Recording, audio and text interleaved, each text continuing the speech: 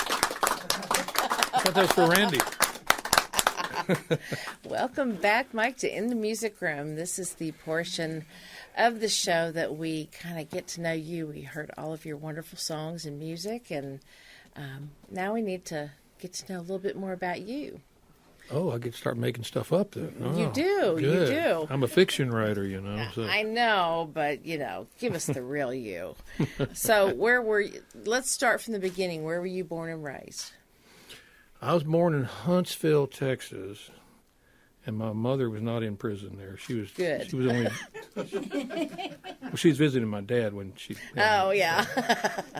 No, my dad was going to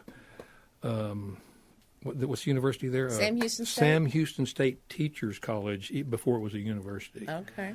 And he was studying agriculture there. So that's where I was born. And my first two very vague memories are from living there. Okay. Yeah, my first memory in life was a horse in a field because I told my dad this years ago. It's the first thing I remember. Where was that?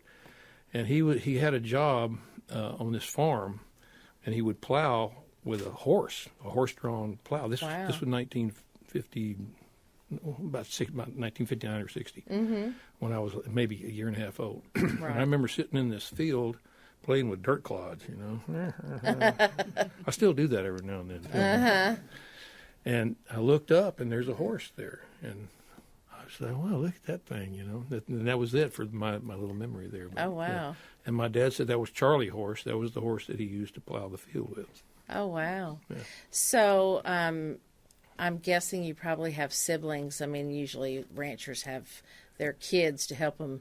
I had one sibling, my older brother. Unfortunately, he was in the Marine Corps, and he was killed in an accident, an off-duty accident with one of his Marine buddies. They were learning to rappel, and something happened with my brother's system. He was new to it was up in Washington State, and they were rappelling down a big cliff. He's a very adventurous guy. He was a rodeo guy and a hardcore Marine. He was in the Marine Corps. And his buddy survived all this, but he was there to report to us what happened. So that was my only sibling, and that was 47 years ago. So, oh, wow. Yeah. Long time. He was 22 at the time, and I was 20, and I was in the Air Force at 20 years of age, Yeah, okay. So, it was a small family of four, and we had a little Hereford ranch there, and not in Huntsville, but after my dad went through and got his Ph.D. in animal sciences, he got a job teaching agriculture courses at Wharton County Junior College in Wharton, Texas. Which molded and shaped the man you are today. Yes, it warped my brain. It certainly did. You had mentioned earlier during your song set that you kind of got a little bit later of a start than some songwriters do. You were like in your 30s, right? Well, I thought about that after I said it. And, well, I actually had an early start with music because my dad was a musician. He played fiddle, mandolin, banjo, guitar, of course, and the musical saw. Really? You ever heard the musical saw when they play it with a fiddle bow? Uh-huh. Wow. It'll shiver your timbers. And so I had an early start. He taught me how to play Red River Valley when I was 8. But what I meant earlier was that's when, in the 1990s, when I really got serious about making a living off of it. I mean, I was in the obligatory garage band in high school, and when I was in the Air Force, I had some guys we picked together and went back to Wharton County Junior College after the Air Force, and I had my old high school buddies. We put another band together, so it's always had been doing it, but I got more serious about doing my own songs and recording my own stuff. So when did you decide that you were a songwriter? I mean, what made you want to write and know that you could?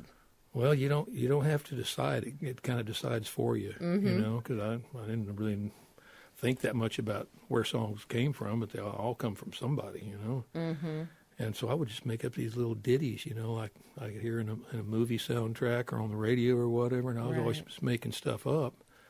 And then I found out, there are actually people who write these songs, and that's what they do. Right. So right. I got a little more serious about it. Yeah, yes, you did. And then, not only are you a singer-songwriter and musician, but you're also a published author.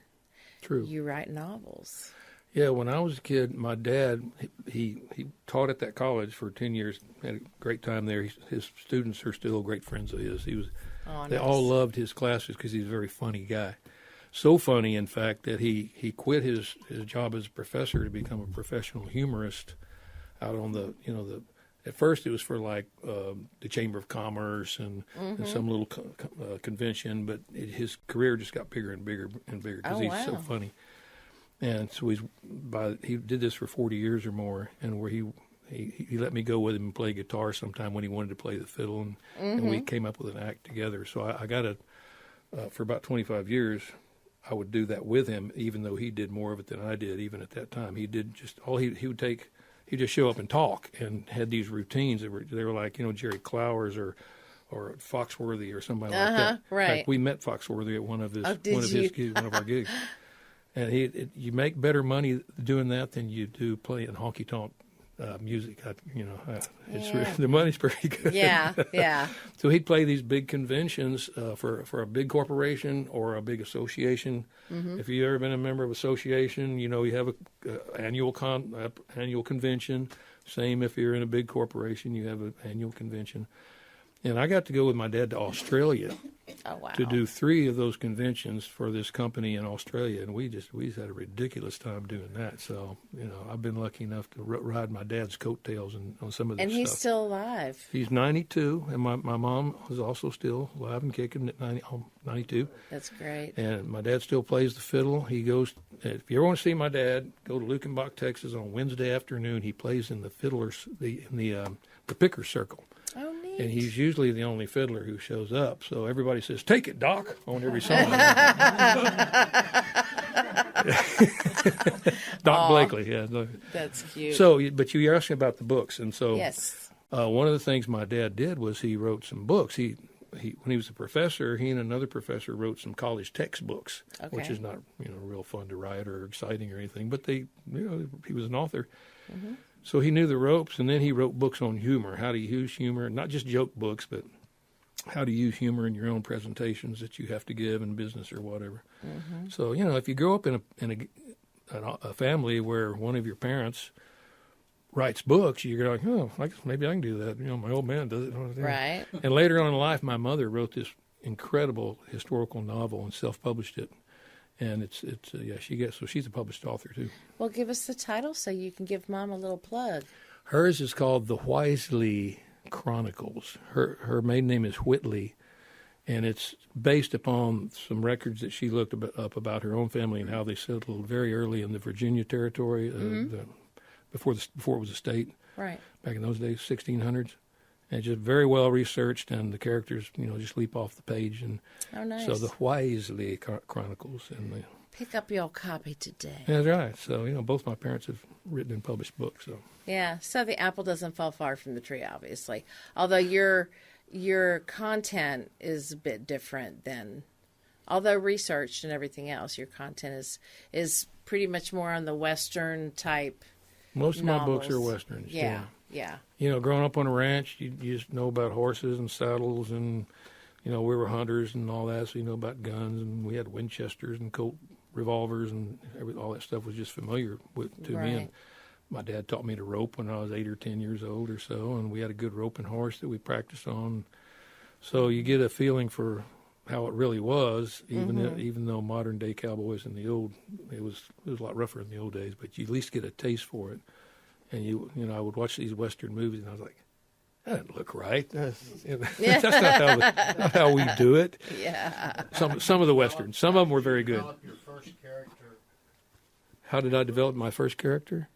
In your book. Who was that first character? Oh man, it was my first novel was set in West Texas and New Mexico because I had lived in New Mexico in the Air Force, so that's part of it. And there was a Texas Ranger in the story, and a young kid who kind of got into trouble, and he had a shootout, and he thought he had killed somebody. This kid did, 19 years old. And so he fled to New Mexico to hide out, and turned out the guy he shot didn't die, and so that starts the story off. Okay. I forget how it ends. It's been so long. We don't want you to tell us. No, I can tell you the whole thing. By the book, right? Yeah, that was called The Glory Trail. That was my first book, and by the time I wrote that, I had a journalism degree, and I'd been working as a freelance magazine journalist, writing articles of anything I could come up with and pitch it to the magazines, local magazines, statewide, national, whatever, just trying to make a living and barely doing it. Mm-hmm. And I came up with this idea for the novel. So in my spare time at night, I worked on that. It took me about a year to do it. And then back then, just way before the internet, and so you have to find an agent, I heard, So back then you would do it by looking through this book of agents and typing up your first 3 chapters with a cover letter and send it off to all these agents. And I would send it off to 4 or 5 agents at a time because I knew most of them were going to reject it, And I got some nice letters back saying, this is not for us, but, it's not bad. Keep up good work. Or you might try this publisher instead of us. Mm-hmm. And or agents. I was actually looking for agents first. And dang if I didn't find an agent in New York City, of all places, right in the middle of the publishing industry, who took me under his wing and sold my first novel. And from then, there we went, That's So awesome. he passed away a few years ago. So, But he was a good guy. And I understand you're working on book number 19. I think so. It's either 19 or 20. Wow. I lose track. I'm betting on 20. You think so? So when do you think you're going to be done with that one? I've been working on it 4 years, and I'm really close Oh, to good. the ending. It'll be done certainly by the time the year's over, but maybe I'm hopefully sooner. Yeah. And I'm sure with all the research that you have to do, just to kind of get ideas or clarifications in your books, that goes for your songwriting too. So they really kind of tie together quite a bit when you think about it. Yeah, the two careers sometimes, your music career and the book writing career, they can dovetail. And, you get an idea from this book ends up being in a song, or the song inspires a chapter in a book or whatever. Right. It can work both ways. Yeah. But yeah, because you definitely paint a picture when you're singing. I mean, and I'll be honest, I haven't read any of your books yet, but I'm sure that it does well, you the same can read thing. them faster than I can write them, so Yeah, you're probably right. you can catch up with me.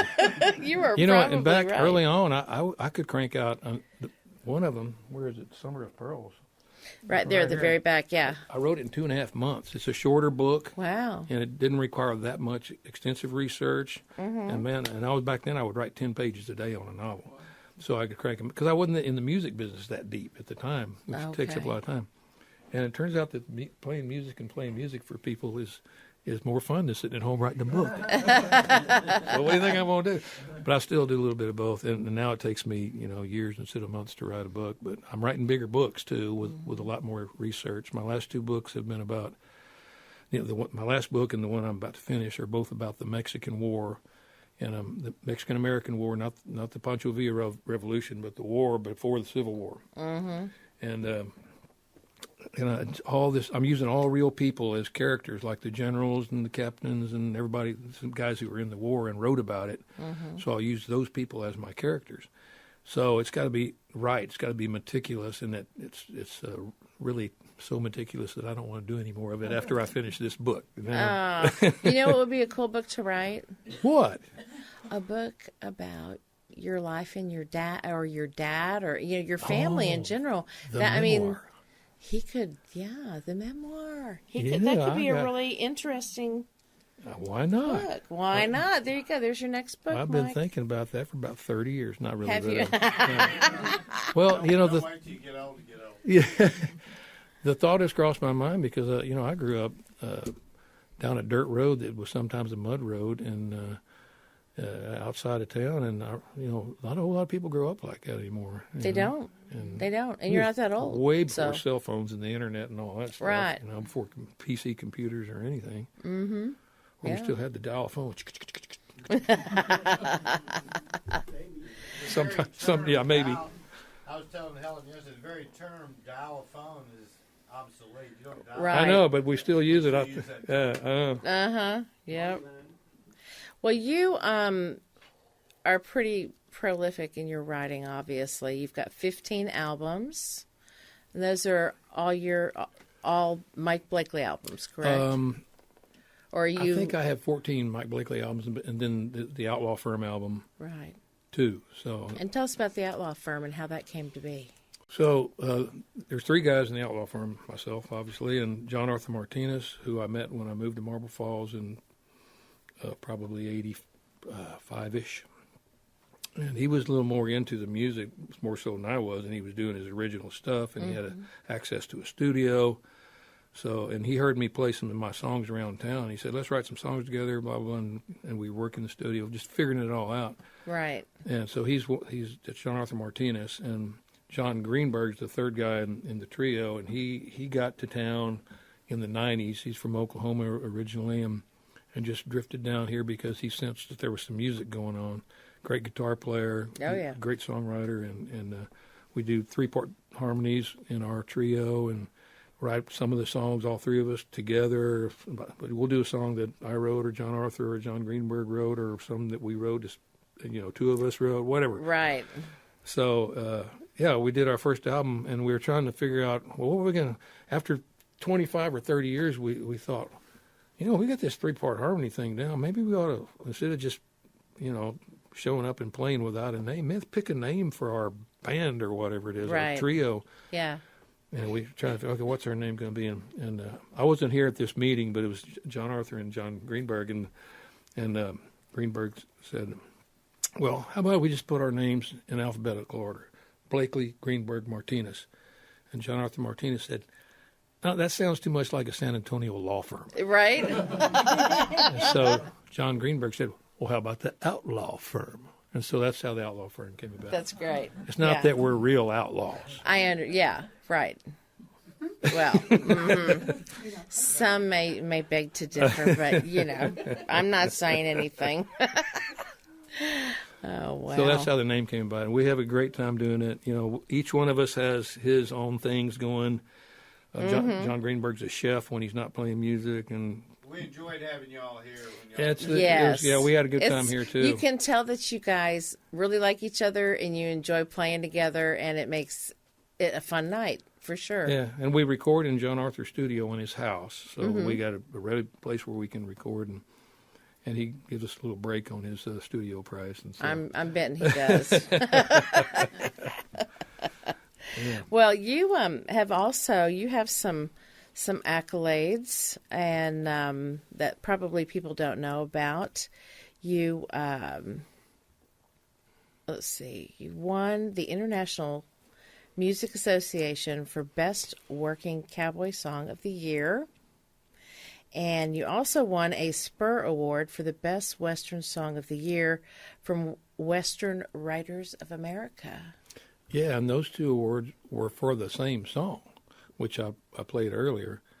Most of these awards, you probably have to submit your own song.